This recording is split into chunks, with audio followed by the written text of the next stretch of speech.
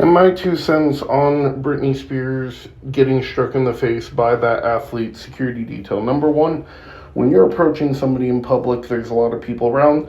They obviously have a high, profile, because otherwise they wouldn't have security.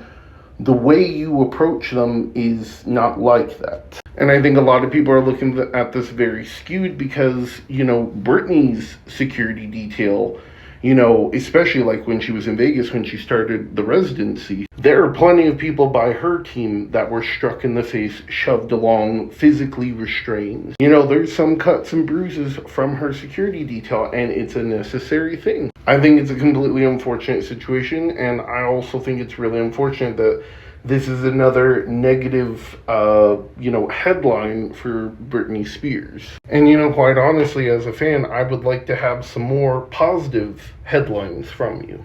Like, Britney Spears donates her time. I don't know if it ever happened. Britney donates her time at a women's shelter. Britney Spears. There's a lot of other things you can do for good press.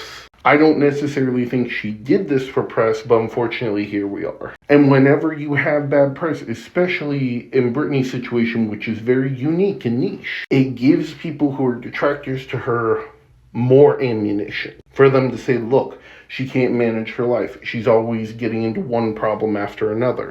I am not blaming her completely, and, the security detail in question did apologize to Britney, and I guess her team is still going to file something against them. I think there's a better way to approach somebody in public, and quite honestly, I think she knew better. Again, this is not some dire end of whatever thing, but I think there's a lot of Britney fans who are taking this way too far out of context.